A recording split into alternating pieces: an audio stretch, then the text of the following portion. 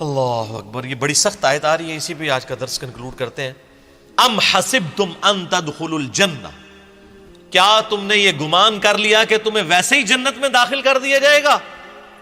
وَلَمَّا يَأْتِكُمْ مَثَلُ الَّذِينَ خَلَوْا مِن قَبْلِكُمْ، حالانکہ ابھی تو تم پر وہ حالات و واقعات گزرے ہی نہیں ہیں جو تم سے اگلے لوگ جو گزر چکے اہل ایمان ان پہ آئے تھے۔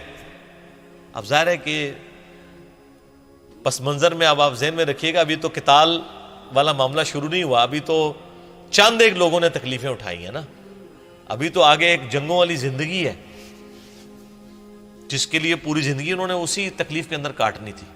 تو اللہ تعالیٰ نے پہلے ذہنی طور پہ تیار کیا کہ ابھی تو تم پہ وہ تکلیفیں نہیں آئی ہیں جو اگلے انبیاء کے ماننے والوں پہ آتی تھی، ابھی تو عشر عشیر بھی اس کا تمہیں نہیں آیا۔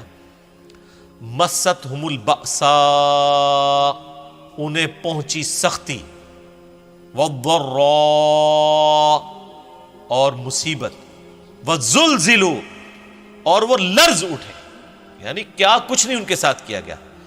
حتی یقول الرسول والذین آمنوا معہ، یہاں تک کہ زمانے کا رسول اور اس کے ساتھی اہل ایمان وہ بھی پکار اٹھے، متی نصر اللہ، اللہ کی مدد کب آئے گی؟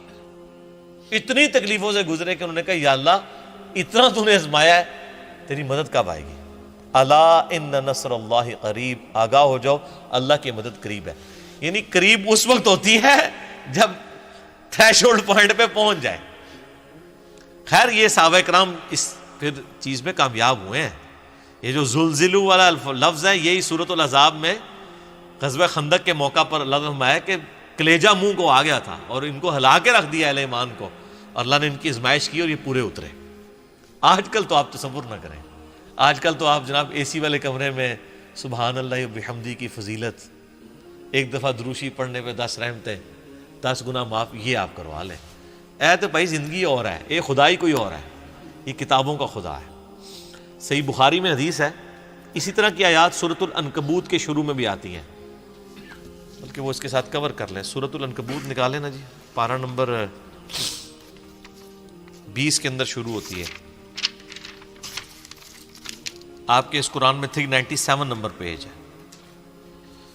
اعوذ باللہ من الشیطان الرجیم، بسم اللہ الرحمن الرحیم، الف لام میم، احسب الناس ان یترکوا ان یقولوا آمنا، کیا لوگوں نے یہ گمان کر لیا ہے کہ ہم لوگوں کو صرف اس بات پہ چھوڑ دیں گے کہ وہ کہیں جی ہم ایمان لاتے ہیں، نہیں مسلمان ہوتے ہیں، نہیں 5 وقت نماز پڑھیں گے، 100 دفعہ درود شریف روزانہ پڑھیں گے، تسبیح فاطمہ بھی پڑھ لیں گے، نہ ادھر تو نہیں کم۔ وَهُمْ لَا يُفْتَنُونَ، اور انہیں آزمایا نہیں جائے گا۔ وَلَقَدْ فَتَنَّ الَّذِينَ مِن قَبْلِهِمْ، بے شک اللہ تعالیٰ نے ضرور آزمایا تھا ان سے پہلے لوگوں کو بھی۔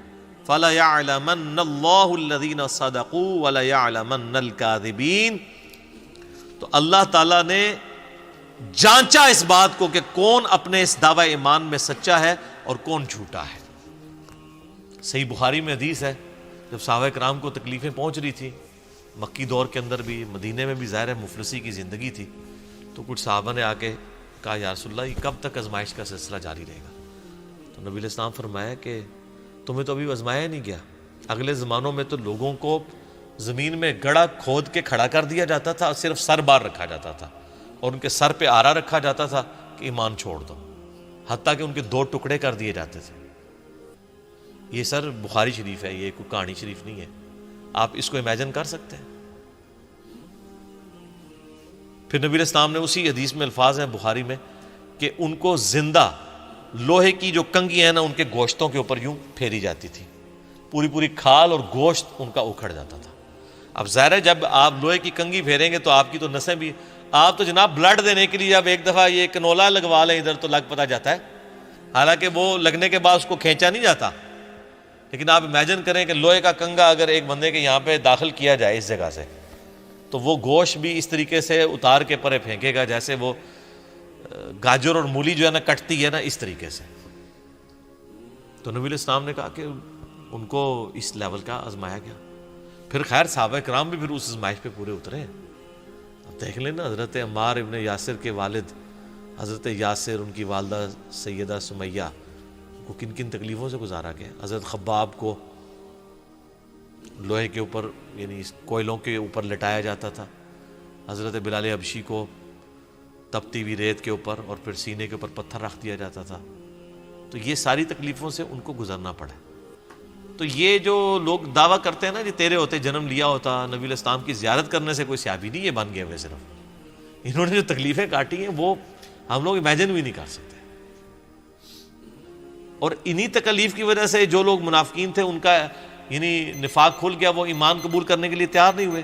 کافروں کو آپ دیکھیں تو میں تو اکثر کہتا ہوں کہ ابو جہل کو تو کلمے کی سمجھ آ گئی تھی کہ کلمے کا مطلب ہے کہ میری مرضی نہیں چلے گی. اب تو اس نے کہا میں نہیں پڑھتا، میں نے تو اپنی مرضی کی زندگی گزارنی ہے. واللہ اگر اسے یہ پاکستان کے شناختی کارڈ والی آفر دی جاتی نا کہ صرف کلمہ پڑھ لے باقی جو مرضی کر، کوئی مسئلہ نہیں، اپنی مرضی زندگی گزار، تو اس نے آفر قبول کر لینی تھی. اور اسی چیز کو منافقت کہا جاتا ہے. اس لیے آپ دیکھیں گے قرآن میں اللہ تعالیٰ کا غصہ اگر 10% ہے نا کافروں کے اوپر تو 100% منافقین کے اوپر ہے. حتیٰ کہ سورہ نساء میں 80 سے زیادہ آیات منافقین کے اوپر آئیں گی.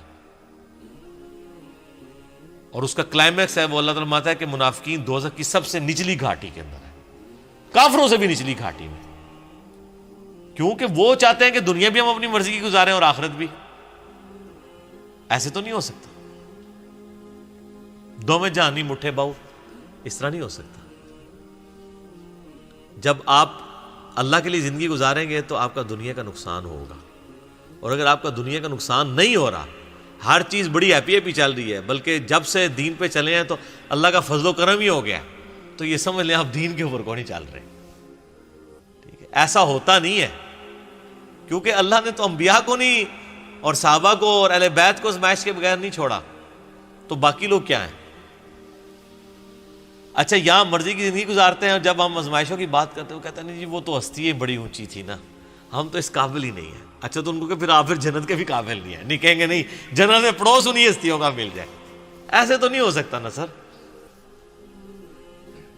کہ لوگوں کی خواہش نہیں ہے کہ صحابہ کا، اہل بیت کا، انبیاء کا پڑوس ملے، اور دوسری طرف آزمائش کی بات کرے کہتے ہیں ہم تو اس قابل ہی نہیں ہیں، اللہ ہمیں آزمائی نا. یہ تو اس طریقے سے ہے کہ یا اللہ ہم پیپر دینے کے قابل نہیں ہیں، ہمیں بغیر پیپر کے ہمارا میرٹ بن جائے. جس طرح آج کل وہ کہہ رہے ہیں جی کرونا کی وجہ سے جو ہے وہ پچھلے سال جتنے نمبر تھے اسی پرسنٹیج کے حساب سے نمبر دے کے تو اگلی کلاس میں کر دیں گے. یہ کتنا بڑا دھوکہ دے رہے ہیں. اس طریقے سے بچوں کے ساتھ کتنی بڑی دشمنی کر رہے ہیں. اس کی بجائے تو اسی کلاس کو رپیٹ کروا لیں، وہ بہتر ہے.